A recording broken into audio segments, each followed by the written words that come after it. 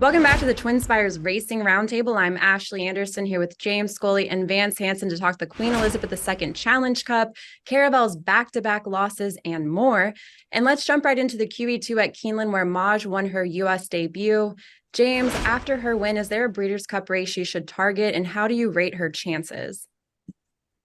Well, the Breeders' Cup Filly Mare Turf is run at different distances depending on the location. It's going to be at 1.25 miles this year at Santa Anita, and given that distance, which is a little bit further than 1 mile and 3/16 at Keeneland last year, I would say the Breeders' Cup Mile is the best race for her. Now, granted, she did stretch out to 9 furlongs and ran I thought, a really impressive race on Saturday, considering the 5-month layoff.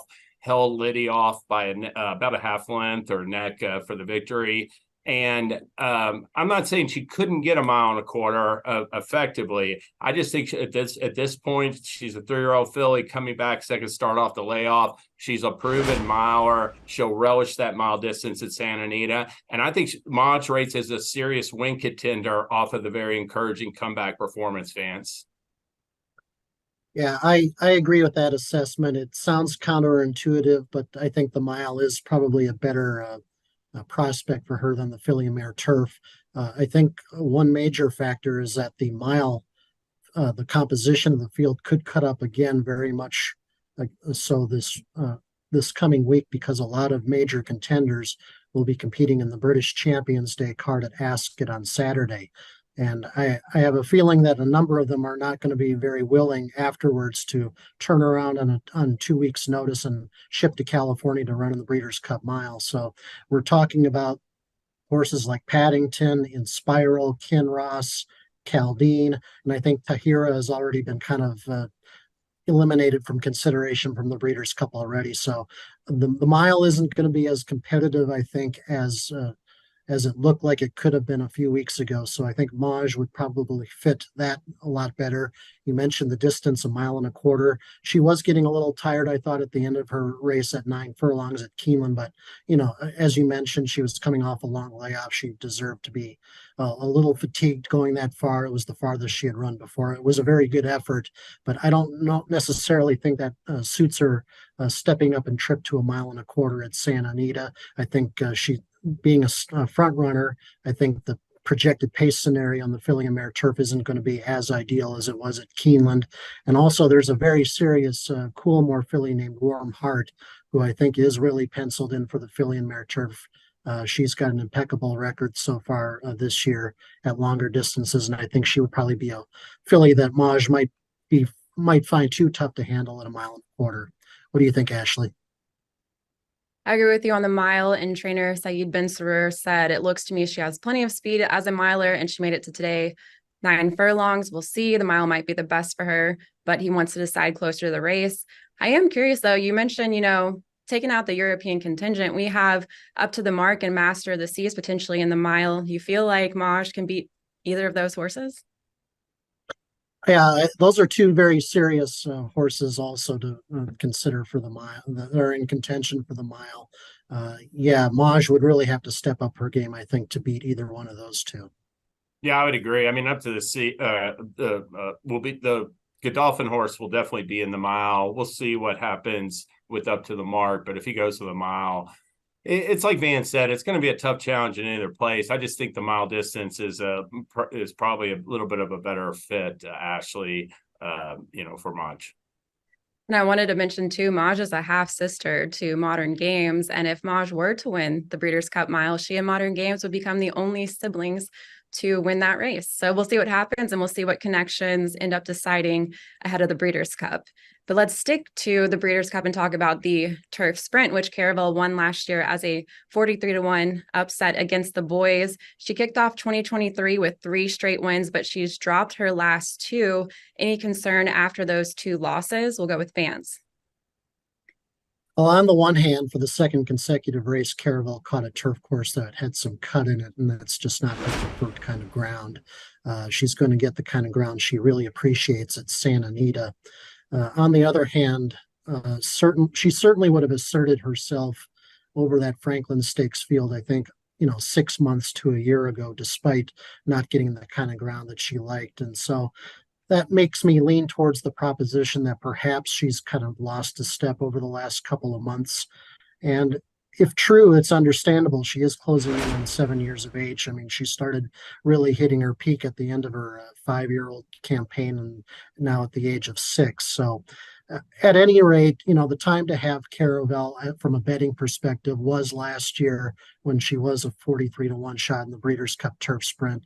She's rarely offered value since, and probably won't in a few weeks. So, based on what we've seen just in her last couple of starts, she might be a horse you might consider fading in the turf sprint. What do you think, James? Yes, I agree. I think it's fair to question whether Caravel will be in the same form at Santa Anita that she was at Keeneland last year. Now, Vance made some very good points. She just got beat a neck, finished the next second in that Franklin Stakes, and her supporters will point to the off turf in the last 2 races, how she loves firm ground, and the argument could be made she's eligible to rebound with her, a true performance on November 4th at Santa Anita. My issue is she's not displaying the same speed, not only in these 2 setbacks, but even in that Jaipur. I thought she was fortunate that day. She got up late to narrowly win that grade 1 on the Belmont Stakes undercard. But I think that might have been the first chink in her armor. She was on the lead in all of her 4 wins from last October through April, when she was in just razor sharp form. Nobody could beat her to the front. She hasn't shown the same speed in these last 3 starts. She was rating in 3rd on Sunday. And I think that that's a sign that she's not going to be as sharp as she was last year in the Breeders' Cup Turf Sprint, Ashley. Yeah, I agree. And you mentioned her speed figures. She got an 85 in the Troy facing the boys. She was a 3-length 4th. And then she brought her speed figure back up to a 93 in this race. She won the Franklin last year ahead of her Breeders' Cup win. And again, only beaten a neck. So there's still a chance that she's going to rebound in the Breeders' Cup Turf Sprint. Looking at her competition, I think probably Highfield Princess is probably the front runner to win that race. And I do feel like at the 5 furlong distance, some of the runners pointed toward the turf sprint are a little inconsistent at that 5 furlong distance. So I'm not going to write off Caravel, but certainly her class ratings have dropped in her last 2 and her speed figures as well. So not at the top of her game at the moment. I do have to interject really quickly. I think Highfield Princess is bypassing the Breeders' Cup this year in Hong Kong. So yeah, go ahead, Vance. The No, competition might not be that tough. Sorry, Vance. I jumped right in on you. But regardless, it's still going to be a very competitive race, and she's going to have to be at the top of her game to beat the males next time, I think. Yeah. All right. Well, what else caught your all's eye this week? And we'll go with James. Well, I'll mention first off at Keeneland on Saturday, after a pair of seconds, including a runner-up effort in the 1-mile sapling stakes at Monmouth Park, Dornick broke through with a very, very sharp maiden win. He basically went right to the lead at the break with Luis Saez, rated on showed the way on a short lead, and then drew off in the stretch to win going away by 6 1/4 lengths. His 95 Brisnet speed rating came back strong for a 2-year-old maiden race, so very encouraging moving forward. Full brother to this year's Kentucky Derby winner, Mawj. So a very promising prospect for trainer Danny Gargan. And I also want to make a quick mention, trainer Charlie Appleby. He's won the last 2 runnings of the Breeders' Cup Mile. He's won the last 2 runnings of the Breeders' Cup Turf. He has been absolutely on fire in recent Breeders' Cups, and he has been heating up here of late. Last weekend in North America, he won the Canadian International with Nation's Pride. This past weekend, he won the Sycamore on Saturday with Bold Act at Keeneland, and the Sands Point at Aqueduct with Eternal Flame. And Charlie Appleby won 3 stakes races over the weekend at Newmarket, Ancient Wisdom, Arabian Coin, and Dance Sequence. So he's been on fire of late, and just with his stable heating up at this time of year, I think that's a good sign for his Breeders' Cup prospects. Vance, sorry. Well, the horse and the race, a lot of people in the Western racing world were talking about this past weekend was City of Troy's performance in the Dewhurst Stakes at Newmarket, their top 2-year-old event. City of Troy lived up to the hype and more, winning in emphatic style by 3.5 lengths. Now, the connections within the Coolmore camp are referring to him as our Frankel. Others are pondering whether he is potentially the best horse Aidan O'Brien has ever trained. So that's extremely high praise, obviously, also quite a high bar and equally a high burden to carry into the winter months for City of Troy. Now, it remains to be seen whether he is indeed the next Frankel and whether those comparisons hold up. But at least he's looking like an odds-on favorite for the 2,000 guineas at Newmarket next spring, which is a relatively rare thing, I think, for a race more than 6 months away. We'll see if a serious challenger to him for the guineas comes up in the trials that will be run there in April, but I kind of rather doubt it.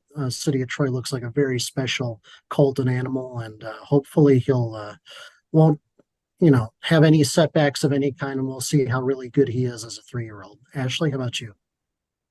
I'm going to bring it back over to North America and talk about the Cup and Saucer Stakes at Woodbine, where my boy Prince won fairly easily in this race and now pointed toward the Breeders' Cup Juvenile Turf at a mile. He'll potentially face his stablemate Can Group, who's 2 for 2 on turf and racing 7 furlongs and 1 1/16 of a mile. Also got a Gate Road in there, 2 for 2 on turf, and Carson's Run, a very good horse on turf. But my boy Prince won gate to wire, not really asked for much until he entered the home stretch and then ran away by more than 4 lengths to win this race. Also has a 14-length win in another stakes race and beat 8 rivals in this 1 1/16 event. I also wanted to mention that Cairo Prince is the sire of my boy Prince and also the sire of Tony Ann, who won the Franklin. Cairo Prince now has 8 stakes winners in 2023, and also his daughter Cairo Consort was 3rd in the Breeders' Cup Juvenile Fillies Turf last year, has now won the Swedish Chant and the Ginger Brew Stakes at Gulfstream in 2023, and Byline and Sea, also a multiple stakes winner for Cairo Prince. So certainly a very good year for that sire. And now my boy Prince might have a chance in the Breeders' Cup Juvenile Turf as well. What do y'all think about his chances? I haven't unfortunately didn't get to see a replay of the Cup and Saucer. I'm going to have to go back and check him out. Okay. But, I'm in the same I trust your judgment on that, Ashley. He's definitely one to consider. Yeah, I mean, I still got to do a little bit of work on those races as well, Ashley. I will jump back to Vance's City of Troy. He referenced how the Coolmore guys comparing him to Frankel, and there was a celebration out at Ashford with the Justify. I mean, Justify has had Opera Singer, who we talked about in recent weeks, and has this City of Troy. He had his first Grade 1 winner at 1 1/4 this summer. He just couldn't be any hotter coming into the fall. All right. Well, that's all the time we have today for the Racing Roundtable. Catch us on Thursday for the TwinSpires jury, and be sure to capitalize on that promo code we have going on this month with the jury, all caps, for a 15% boost on your win wager on races we talk about in the jury. And of course, we'll be back next Tuesday for another edition of the Racing Roundtable. We'll see you then.